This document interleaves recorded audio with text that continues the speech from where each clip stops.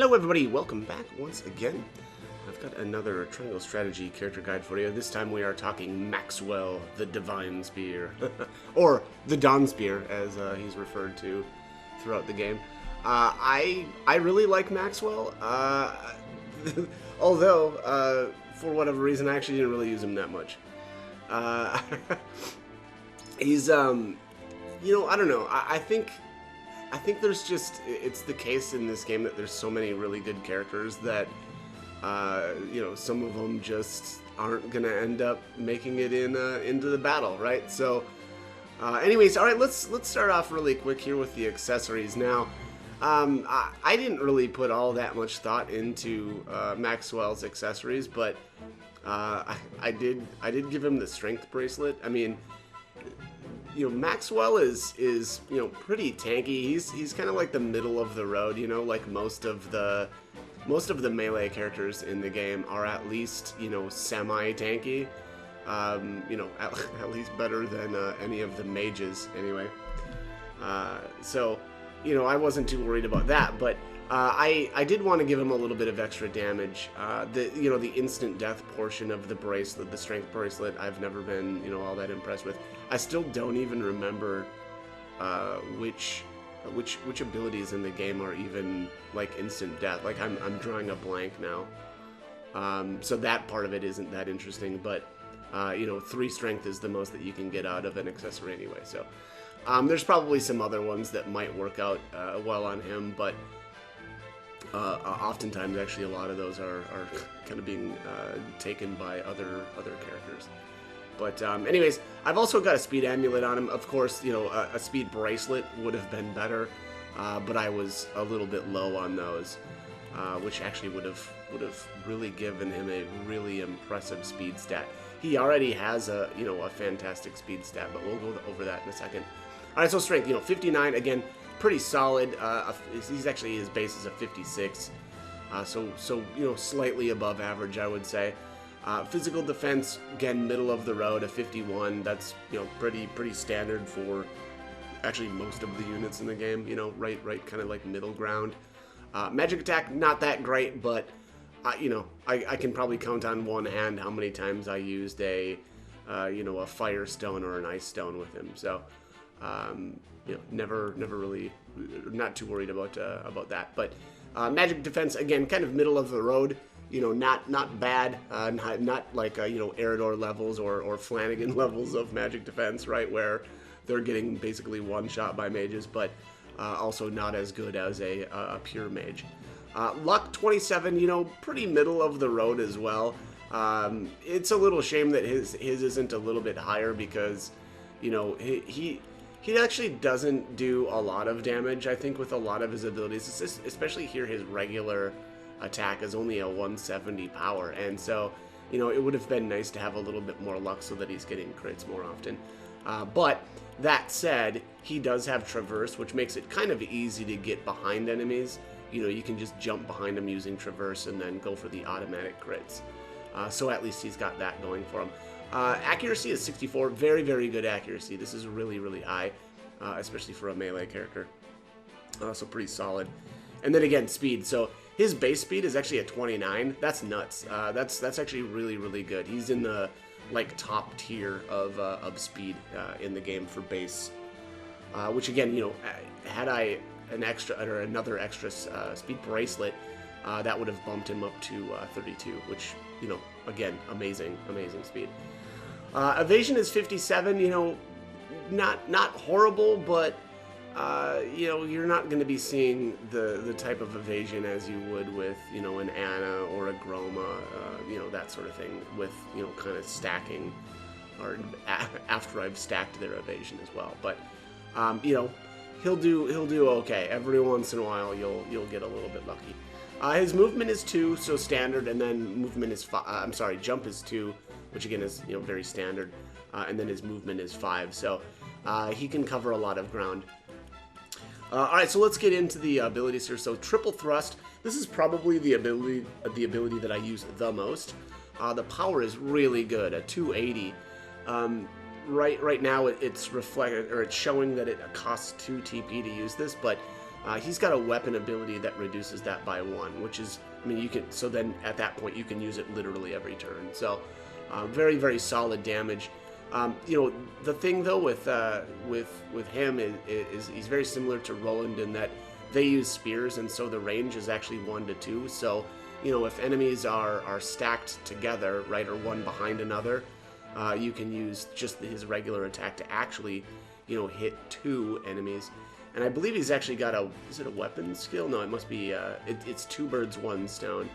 That says grants 1 TP when attacking 2 or more enemies at the same time. So, you know, kind of a good way to actually restore some of his TP potentially if he's you know, run out. You know, it doesn't always line up so well, but you know, every once in a while it does, and so it can be a good way to get a little bit of extra. And in that case, there are some times where it's kind of better to do, you know, just his regular attack as opposed to like a triple thrust. Just because, again, you can get a little bit of extra TP. And it also, you know, depends on what the HPs, or the HP of the enemy is at, right? Like, generally it's the case, and you know, I'm always speaking in terms of hard mode where, you know, you really want to get targets down to reduce incoming damage, and you know, if you can triple thrust something and it'll kill them, that's probably going to be better than knocking 2 enemies down just a little bit, you know, with a regular lance attack. So anyways, all right, next up is run through. It says move 4 squares in a straight line, dealing physical damage to any enemies in 3 squares along the way. Now, this is actually kind of interesting. I honestly don't really like this ability that much, and it's very similar to Roland's ability where he moves through enemies as well. The problem is, you know, these guys they can have problems then, you know, kind of staying safe. This works out fairly well if you haven't used your movement phase yet, or if you haven't used your movement, because you can run through and then use movement to get back to where you were, or to like a safe area.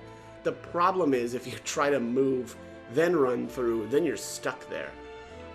Depending also on how run through works out. And what I mean by that is, and I'll show you here. So if I move to right here and then I try to use run through, actually since Maxwell is not eligible to land where he normally would, Maxwell will actually stay where he started. And one of the combos that you could do with this, and you have to have enough TP, but you can use Traverse to get over here. Then you can try the run through. And again, since you'll still be at this point when you use run through, because again, he's not eligible to actually end up where he normally would, then you could move back. So that would be a solid way to do that if you wanted to use run through. But the reality is, though, I mean, the damage on this is 237, so that's not really worth doing, right?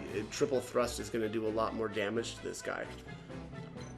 So that would really only be useful if there was another enemy, like right here, right? And then that would potentially be enough damage to beat, you know, triple thrust. But anyways, so here it looks like it's the same thing. Because of the height issues with this, even if I moved here and tried to use run through, he would stay here, right? So again, kind of the same thing. You could use a traverse to get over there, but again, that wouldn't be worth it because there just isn't enough targets to hit by that. But that's the problem that I see with run through. It's just you know, it can leave him vulnerable, I guess is what I'm trying to say. Next up here is Lance Hurl. It says deal physical damage to an enemy. Has greater range than triple thrust. Well, yeah, like a lot. A very, you know, massive range compared to triple thrust. 238, and actually very powerful, you know. So, unfortunately, though, this does cost the extra TP, but this can be a great way of, like, if an enemy is a little bit too far out, again, you could kind of do the same thing. You could do, you know, a traverse to get to wherever you wanted to, right? And then you could get into range to do a lance hurl, and then just move back to where you originally started.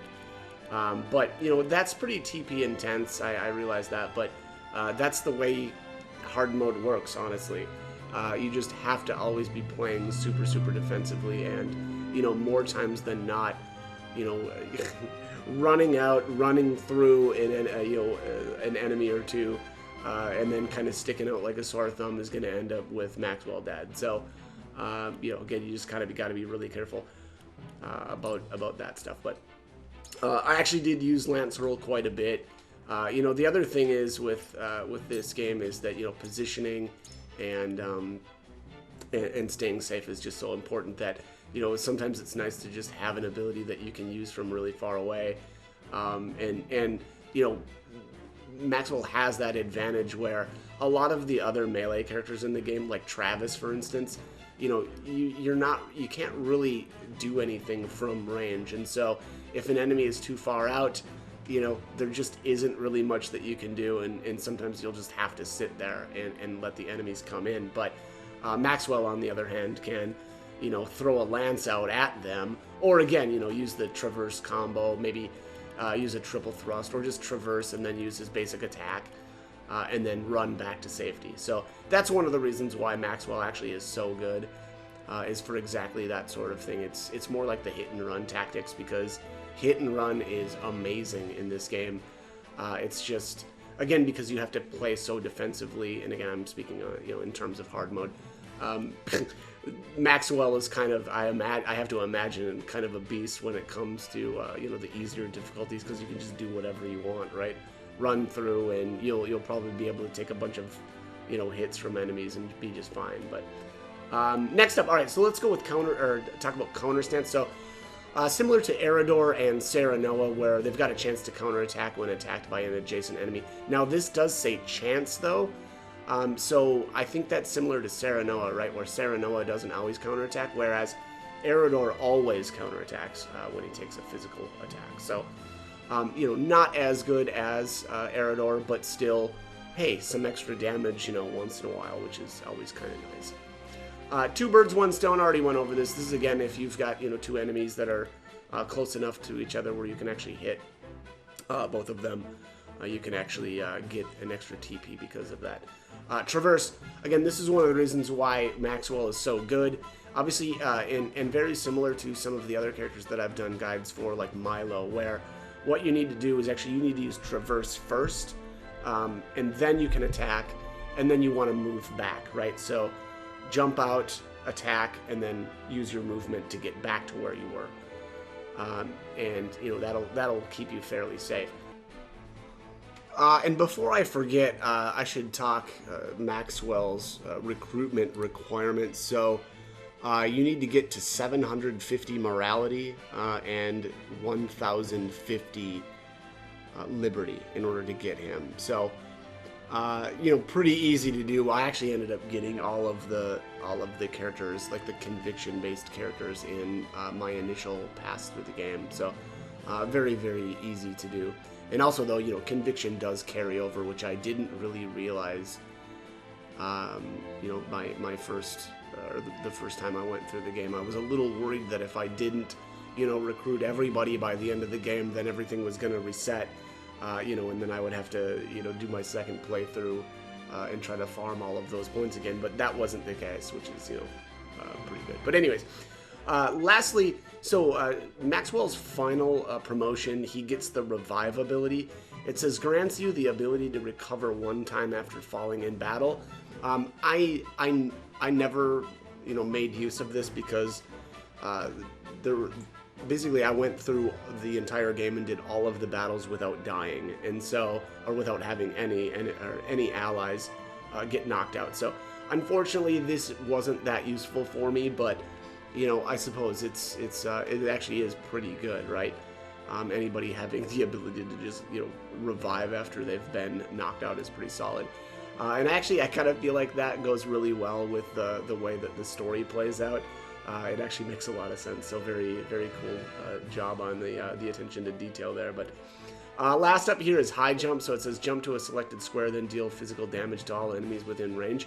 I didn't really use this much. The power is 280, which is pretty solid, but it's the same as triple thrust. And so, enemies have to really be stacked up for this to be useful. It takes literally all of his TP. So, you know, I don't know. Again, it's a little tough. That I mean, you can see the AOE here is very, very large, but you know, again, the enemies have to really be stacked up to make this worthwhile. And so, you know, like this at this point, it would be better for me to just run up or traverse to this guy, triple thrust him, and then, you know, kind of run back to where I started. And here, so, you know, before I end this, I'll just kind of describe or maybe do what I was talking about earlier with him, which is to actually let's see where. Okay, yeah, I can't run through there. Let's just go to right here. Look carefully. And then we'll use the run through. And again, you can see because of the height restriction, he actually can't travel the full, what is it, 4? Yeah, 4 squares in a straight line. So since he can't travel all 4 squares, he's going to end up back where he started. Because normally, again, you would, move 4 squares. Yeah, dealing damage to any enemy's 3 squares along the way. So the first 3 squares would be the squares that he would actually deal the damage, and then he would end at the 4th square. But again, because of the height issue with this, he's not going to travel the whole way, right? He's actually only going to travel the 2 square, well, he's only going to deal damage to the 2 squares. He's not actually going to travel at all. By my spear. So there you have it. Boom, he goes back to where he started. And because I used traverse to jump out here, then I can move back, and I can move way back here, right, to safety. But that's pretty much it for his abilities. Let's let me see. Can I retreat? Yeah, I can't, of course. This game is so goofy about being able to retreat on your like a second turn. If you've done a 2-fold turn, the second turn you can't use QP, you can't retreat, you know, you can't do any of the things. Well, not any of the things that I want to do, but it's just kind of goofy about that. So we'll just finish this or get back to Maxwell's turn, and then I'll retreat, and then we'll go take a look at his weapon abilities. There we are. Serenoa. Poor Benedict. I would never let him die like that. Okay, let's talk to Ian's here. Where is Maxwell, the Dawn Spear? Here he is. By my hand. Alright, so he's got a potency increase, he's got speed, accuracy, health, and magic defense. So for tier 1, I would definitely start with the speed, then I would go accuracy, then the defense, then the health, then the potency last. For tier 2, speed first. I mean, two more points, so he's getting 3 points out of his weapon upgrades. That's amazing. If only every character got, you know, speed upgrades like that, right? And then he's got the TP cost reduction, so you have to do one or the other. It's either the TP cost reduction on triple thrust or increasing damage dealt when exploiting an enemy's weakness. This, I mean, I don't want to say that it's a no-brainer, but it feels like a no-brainer because it's usually cavalry, I think, that has the weakness to spears. There might be, like, Exham probably is as well, if I'm remembering correctly. But, you know, it just seems, again, like kind of a no-brainer, right? Where why would you pick something that, you know, you can only exploit the weaknesses of certain enemies, whereas you can just reduce the cost of triple thrust? You know, maybe there might be a couple of battles in the game where, like, this would be worthwhile, but even then I kind of doubt it. So again, I would just rather do the decreased cost of triple thrust. Then you've got another magic defense increase, and then your potency. In my opinion, the order is speed, TP cost reduction, magic defense, and then go potency last. And then for his final upgrade here, I'll be honest, I rarely used high jump. Like, I can probably count on one hand how many times I use high jump. I would actually have just gone with the weapon damage, and then, you know, finish high jump last. The only other thing with the high jump is, I think you actually move there as well, so it can be another way to kind of get around, but I don't know, you know, if you're using high jump for its, like, you know, utility and moving around, you know, did you really need to? And, you know, I don't know. Anyways, but yeah, that's kind of my breakdown as far as the weapon upgrade abilities. Yeah, it's a bit of a shame too, because I mean, high jump looks amazing. It's one of the coolest looking skills in the game. So it's just a shame. Maybe if it was a little bit cheaper, right? Like maybe if it was only 4 TP, I would maybe lean in a little bit more towards using it. But you know, it's just so expensive, and it's pretty rare for enemies to be, you know, super stacked up like that, where, okay, like, wow, yeah, this feels really efficient to use. So, anyways, that is going to be it for Maxwell. As always, hope the guide was helpful, and thank you for watching.